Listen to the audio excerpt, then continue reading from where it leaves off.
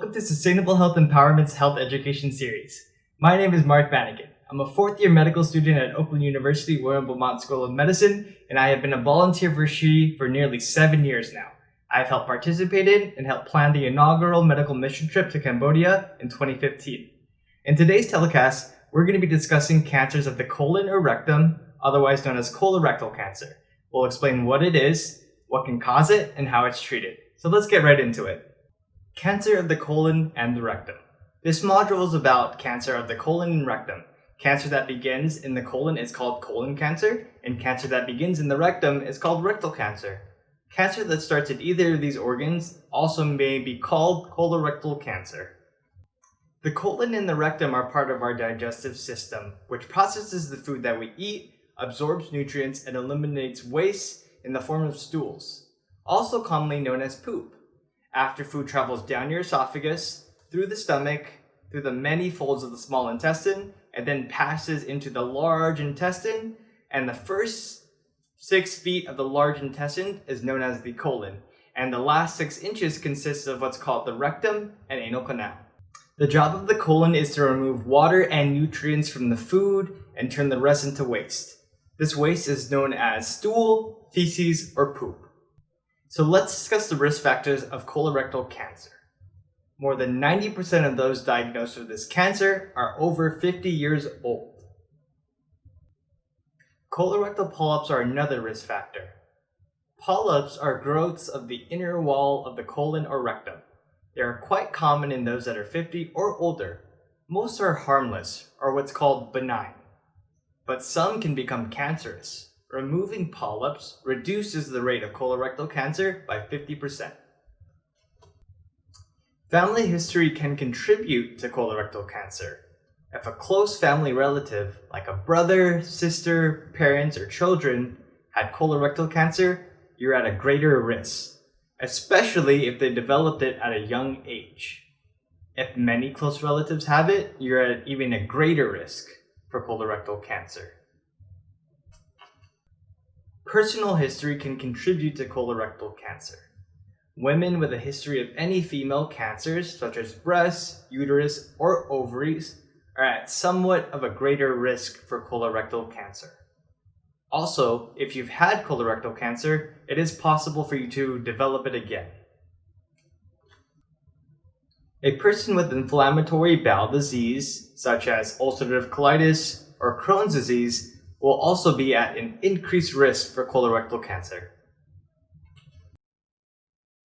Diet is a very important risk factor of colorectal cancer and one of the most important ways to prevent it. Diets that are high in fat, lower in calcium, low in vegetables, fruit, and fiber will place a person at greater risk of developing colorectal cancers. Things like animal meat, such as beef, are high in fat and cause an increased risk for colorectal cancer. Smoking is another important risk factor, and smoking cessation or stopping smoking can help prevent colorectal cancer. Smoking also places a person at greater risk of getting polyps and cancer. Let's see what we have learned. The last 6 inches of the large intestine are called what? Your following answer choices are the anal canal, the rectum, the colon, or the large bowel. Remember, multiple answers on this list may be correct. There were 2 correct answer choices, as this part of the bowel has multiple names. It can be called the anal canal or the rectum. Screening and diagnostic tests are important to find and remove polyps early and to detect cancer before you even have symptoms. Treatment is more likely to be effective if the cancer is discovered early. Let's talk about testing and screening for colorectal cancer. These are some of the tests and procedures that can be used to screen for colorectal cancer. Most common in the United States are the fecal occult blood test and the colonoscopy. If you are 50 and older, at high risk, or have symptoms, you may be asked first to do a fecal occult blood test, where you collect a sample of your stool on a card and mail it in for examination to see if there's any blood in the stool. If that comes back positive, then you will likely be scheduled for a colonoscopy. Anyone reaching the age of 50 is usually referred for an initial colonoscopy for screening purposes. After that, the test is repeated at regular intervals of 10 years or less, depending on the findings, risk factors, and new symptoms. But again, for those with family members who develop colorectal cancer, you should be referred for a colonoscopy 10 years earlier than the age of the family member when it was first detected, or as soon as possible if you are older than they are, even if you are not yet 50. So let's talk about the procedure. A colonoscopy involves, first, a day of preparation where you can only have a clear liquid diet. This includes things like apple juice, clear broth, plain coffee or tea with no creamer, green or yellow jello, and other liquids you can see through, but nothing red or orange that could make it look like blood. Later that day, you will have to take laxatives to clean out your colon. On the day of the procedure, you'll be given some kind of sedative, so the good news is you won't remember anything. A doctor will slide a scope into your rectum and explores as much of the colon as possible. If there are any polyps, they will be removed. The procedure is usually over within 30 minutes. A common symptom of colorectal cancer is a change in bowel habits. Symptoms include having diarrhea or constipation, feeling that your bowel does not empty completely, finding blood in your stool, which can be very bright red or very dark, finding that your stools are narrower than usual, frequently having gas, pains, or cramps, or feeling full or bloated, losing weight with no known issues, feeling very tired all the time, having nausea or vomiting. Remember, there are other things that can cause these symptoms that are not cancer. But see your healthcare provider, especially if you see any dark stools as thin as a pencil, or if you have a recent change in bowel habits. Other things you should see your doctor for are if you're losing weight without any known reasons, are unusually tired.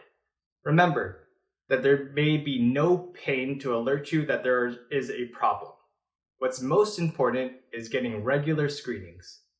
Let's take another moment to look at what we learned. What may prevent colorectal cancer? The potential answer choices are a high-fat diet, finding and removing polyps, or reducing fiber in the diet. The correct answer here is finding and removing polyps, which is why getting your colonoscopy and having proper colorectal cancer screening is one of the best ways to prevent this cancer.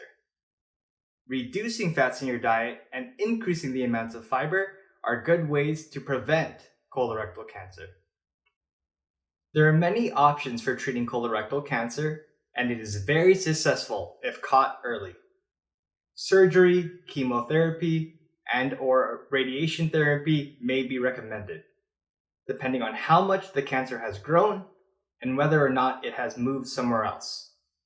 The most important thing to remember are 1. To speak to your healthcare provider about screenings, especially if you have any risk factors or if you're 50 and older. And number 2, to immediately report any symptoms. What can you do to reduce your chances? Again, we are talking about things that you can do to change, known as modifiable risk factors.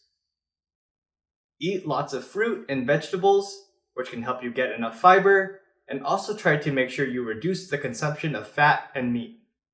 It's also very important to stop smoking if you smoke. Thank you so much for tuning in, and be sure to check out all the episodes in this health series on our YouTube channel at Sustainable Health Empowerment. We'll see you next time. Here's to good health and good habits. Thank you.